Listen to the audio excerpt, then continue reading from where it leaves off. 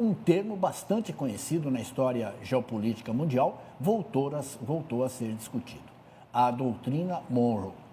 Ao detalhar a ação militar dos Estados Unidos que levou à prisão do líder venezuelano Nicolás Maduro, o presidente Donald Trump, mais uma vez, fez referência a esse princípio que molda a política externa americana há 2 séculos.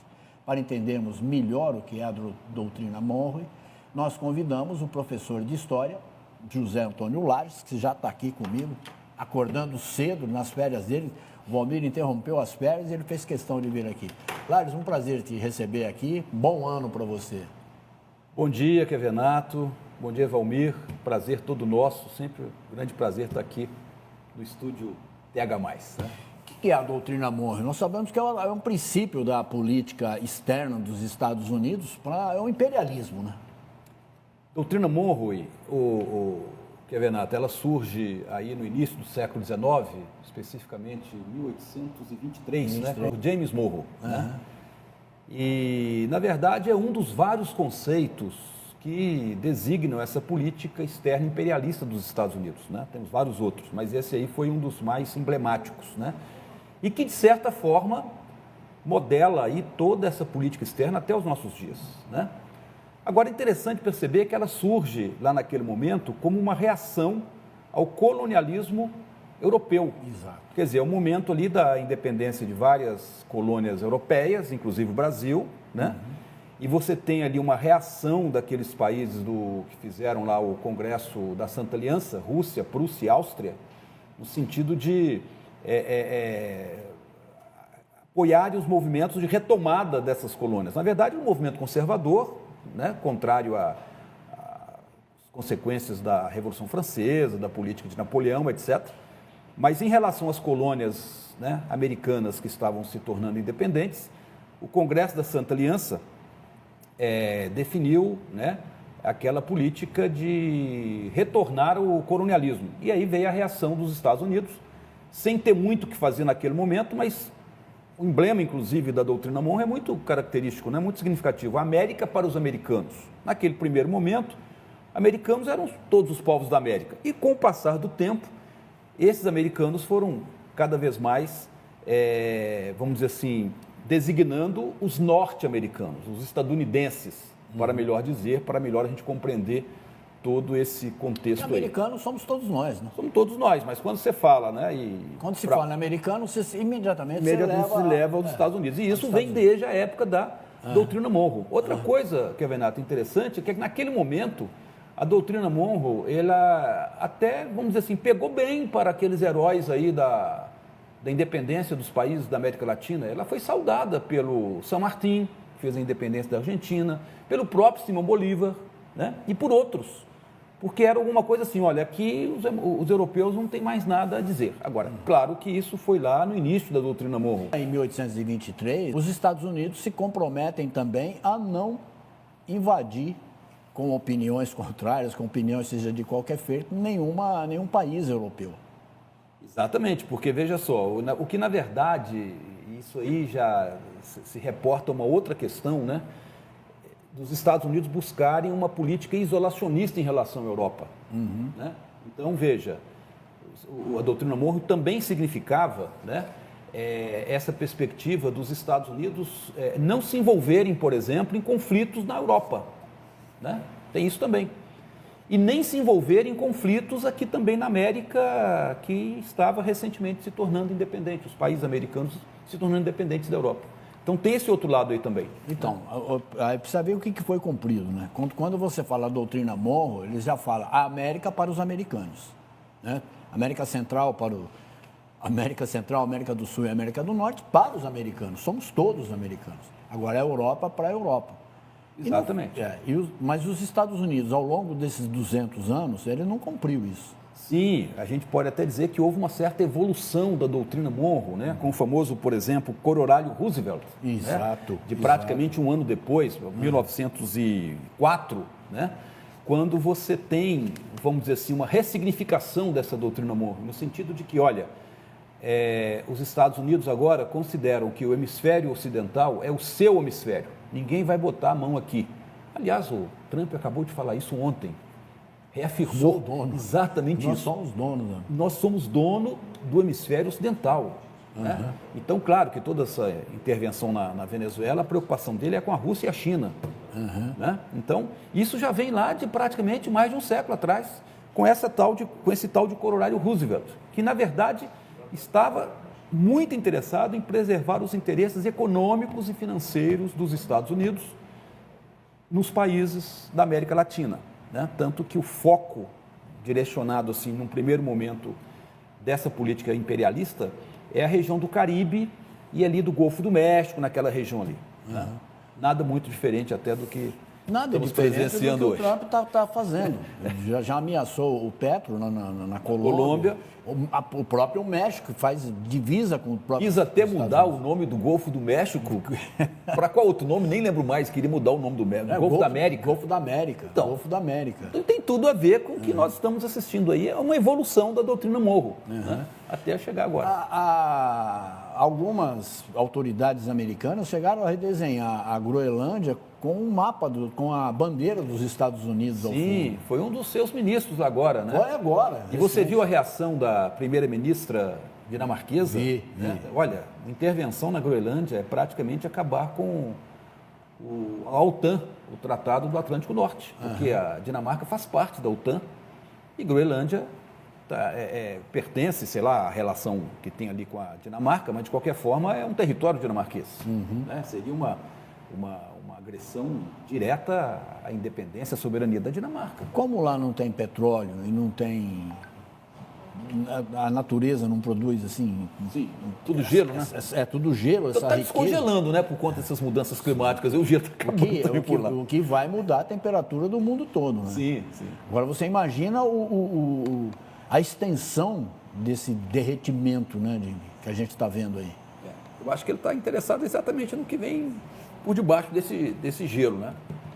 Além da questão geopolítica, né? Você vê que a Groenlândia está muito próxima ali da Rússia, né? No extremo do hemisfério norte ali, né? Quase no polo norte. E é rota, né? Então tem essa rota questão marítima geopolítica também, muito forte. E veja, desde esse tal de corolário Roosevelt, fica claro que toda essa política intervencionista americana, no mundo inteiro, mas particularmente na América Latina e em especial na região do Caribe, é por interesses financeiros, né, Zé Fernando?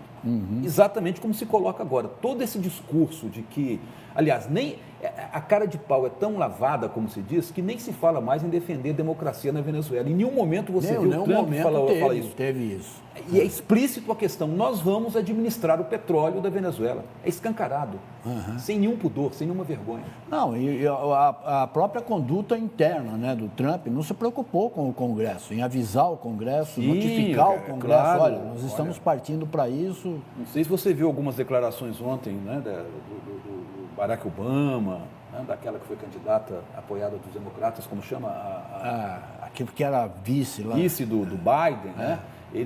O Partido Democrata está tentando se reerguer, tentando reagir, né? Dizendo assim, você tem uma agressão não só externa, mas uma agressão interna em relação à desobediência frontal à Constituição e à legislação norte-americana em relação a essa questão da política internacional.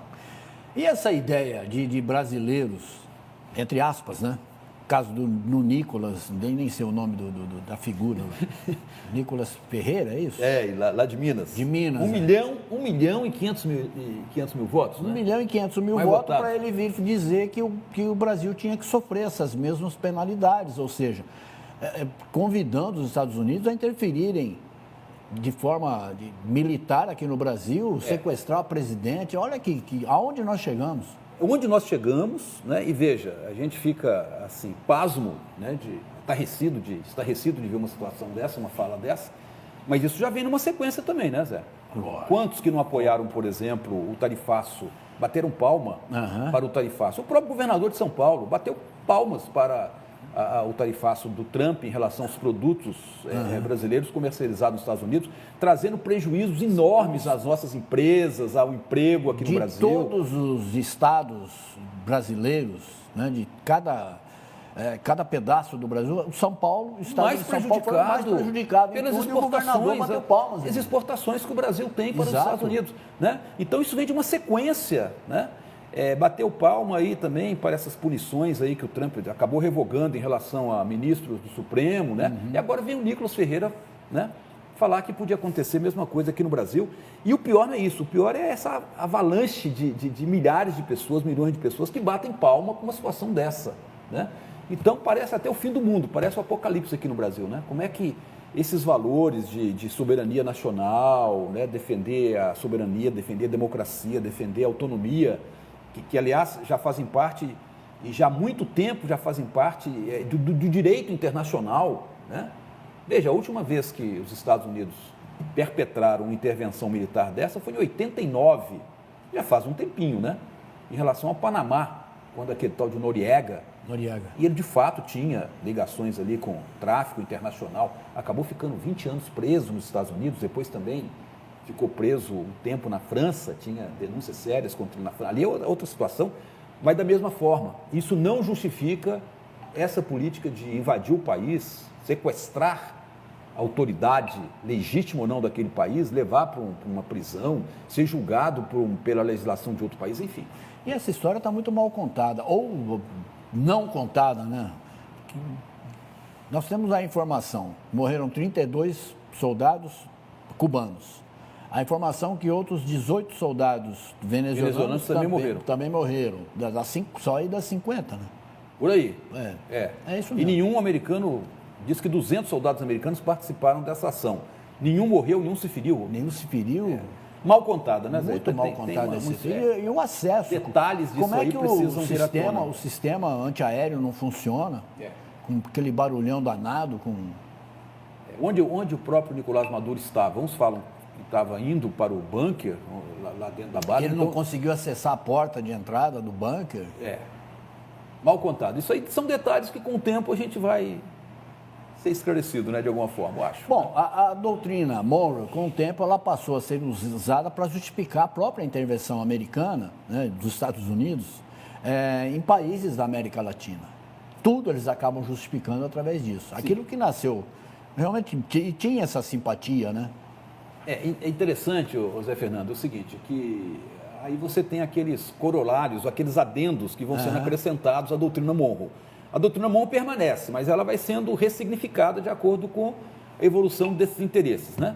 Então você tem, por exemplo, também a política do Big Stick, o grande porrete. Falei disso onde já. O grande porrete, ou seja, os Estados Unidos sempre adotam a diplomacia como um primeiro passo para a resolução desses problemas. Ou adotavam, né? Ou adotavam, né? Mas assim, é no sentido de que se a diplomacia não resolver, então nós vamos usar o grande porrete. Aí sim justifica essa escancarada intervenção militar, né, com tropas, fuzileiros navais, agora aviação, enfim, nos países ali da América Latina. Zé, se você pegar uma relação dessas intervenções militares dos Estados Unidos em países da América Latina, especialmente na região do Caribe, Zé Fernando, são dezenas de intervenções. Na Nicarágua, no Haiti. Ontem eu dei uma relação pequena aqui. Mas enorme. A gente até perde a conta. E tudo isso supostamente para manter a ordem na América, né? A ordem no continente. Sim, para manter a ordem e estabilidade interna. Exato. Né? Mas por detrás sempre apoiando os interesses das empresas norte-americanas, as petrolíferas, as organizações comerciais e tal. E interessante, Zé Fernando, que tudo isso muito antes da Guerra Fria, né, cara? Que a Guerra Fria foi depois. Foi depois da Segunda Guerra Mundial, né? Sim, então veja, então essa política intervencionista americana, ela é anterior à Guerra Fria e por incrível que pareça, durante a Guerra Fria ela se manteve com uma nova justificativa, que era para defender o hemisfério ocidental do comunismo, principalmente depois da Revolução Cubana, né? Mas o número de intervenções, a quantidade de intervenções militares até foi menor do que a fase anterior, né? Mas ela se revigorou durante a Guerra Fria nesse sentido. A Cuba, por exemplo, Cuba é uma situação muito eu ia falar icônica, isso, porque, na verdade, você tem uma guerra entre Espanha e os Estados Unidos no final do século XIX, 1894, que dizem, né, oficialmente, os Estados Unidos, com base na doutrina Monroe, contra o colonialismo europeu, estava defendendo Cuba do domínio espanhol. Cuba foi o último país, praticamente, a se tornar independente da Espanha. Mas, na verdade, não era bem isso. Na verdade, já era uma disputa entre Espanha e Estados Unidos pelo domínio sobre Cuba. A ponto de que em 1904 você tem a aprovação da emenda Platt. Na Constituição cubana, a própria Constituição cubana, claro, por pressão e intervenção dos Estados Unidos, colocou a própria Constituição cubana previa, foi uma emenda que eles colocaram, previa a intervenção dos Estados Unidos. Imagina, aqui no Brasil, se você tem uma emenda, um artigo da Constituição admitindo a intervenção de um país estrangeiro aqui. Não nos esqueçamos que a presidência dos Estados Unidos estava na mão do Fulgêncio Batista, que é um dos maiores assaltantes. Isso já agora, bem mais recentemente, que foi na Revolução Cubana, né? Uhum. Mas veja só que absurdo, quer dizer, a própria... Então Cuba acabou se transformando nesse exemplo icônico dessa intervenção direta, a ponto de uma emenda na Constituição do país admitir a intervenção externa dos Estados Unidos. Você considera que a doutrina Monroe ela serviu como base para o imperialismo norte-americano? Sim, ué. Eles usam isso até hoje. Agora veja só, a doutrina Monroe, localizando melhor aqui no tempo, ela é de 1823. Isso. Não é isso? 200 anos, 1823. Agora veja só, e como eu disse, você tem vários conceitos relacionados ao imperialismo americano que precisam ser melhor entendidos. Você sabe que os Estados Unidos, na sua origem, eram apenas, olha só... O hemisfério é nosso. Sim, eu acabei de citar aqui. O hemisfério é nosso. Não bota a mão aqui. Quem tasca eu fui primeiro, né? Mas veja só, mesmo antes da doutrina Monroe, aliás, a doutrina Monroe em 1823, né? Quando os Estados Unidos se tornaram independentes da Inglaterra, eram apenas as 13 colônias litorâneas do Atlântico. Porque no interior da América do Norte você tinha o território francês, o território espanhol, e essas 13 colônias, ao se tornarem independentes e se transformaram em Estados Unidos da América, elas foram se expandindo para o oeste até chegar no Pacífico. Então, essa expansão, ela já é uma expansão imediata em direção ao oeste. Faroeste, né? Vem até a expressão faroeste, conquista da Califórnia, aquela coisa toda. E você tem... Em 1845, a famosa doutrina também do Destino Manifesto, que Deus havia designado os Estados Unidos a se expandirem e a levar a verdade, a levar Deus, a religião, a sua cultura, a sua Constituição para o interior da América do Norte. A primeira vítima disso foi o México, né? Você sabe que o México perdeu metade do seu território para formar o Texas e outros estados ali daquela região, dominado ali pelos Estados Unidos, que são hoje estados norte-americanos. Então veja que esse expansionismo, ele já vem pela própria constituição do território dos Estados Unidos hoje e depois extrapola essas fronteiras, vai para o Caribe, vai para a América Latina, etc. Né? Isso tem freio? Eu fico pensando o seguinte, as pesquisas internas dos Estados Unidos estão dizendo que a popularidade dos Estados Unidos, do presidente Trump está caindo cada vez mais. Está despencando bem. E veja só, você só tem um ano, né, da administração dele, você tem mais 3 anos pela frente, você fica imaginando o que ainda vem por aí. Né? Agora, daqui 3 anos você tem uma nova eleição. Né? Eu espero que os Estados Unidos não sofram nenhum golpe, como tentaram dar aqui no Brasil, permaneça como uma nação democrática, o que eu já estou duvidando muito, porque eu acho que o que está acontecendo lá não cheira democracia, cheira outras coisas. Né? Agora, se tiver uma eleição, eu acho que tem tudo a ver. Aliás, parece que vai ter uma eleição para o Congresso, né? Americano. Esse ano? É esse ano. E a previsão é de que o Trump já perca a maioria. As últimas previsões, tanto na Câmara como no Senado. Então, eu vejo assim, com a volta dos democratas, será que eles vai dar continuidade a essa política? Mas mesmo que ele perca a maioria no Congresso, como ele não respeita o Congresso, respeita mais. Tanto faz. Pois é, mas aí eu estou pensando já na próxima eleição presidencial. Sim. Então, acho que ele não pode participar. Que ele não pode participar, mas já deu a entender que vai fazer pressão, vai mexer com os pauzinhos lá para poder, porque já foi presidente uma vez. Lá ela é permitido 2 vezes, seja por reeleição ou não. Ou não, né? Então, ele já está fazendo essas ameaças, porque é o tempo todo ameaça, né? Você não tem uma fala... Não tem uma fala dele que seja uma fala educada, uma fala de simpatia sempre ameaça. A qualquer outro país. É sempre ameaça. Ameaça aos opositores internos, ameaça aos opositores externos, enfim.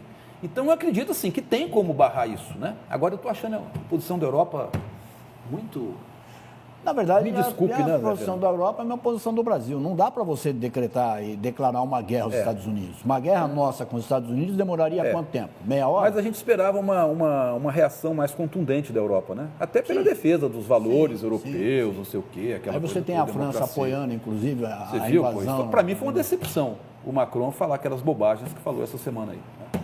Professor Zé Antônio Lares, obrigado pela presença aqui, querido. É sempre bom te receber aqui. Prazer todo nosso. Sempre à sua disposição, Zé Fernando. Obrigadão, Lares. Obrigado.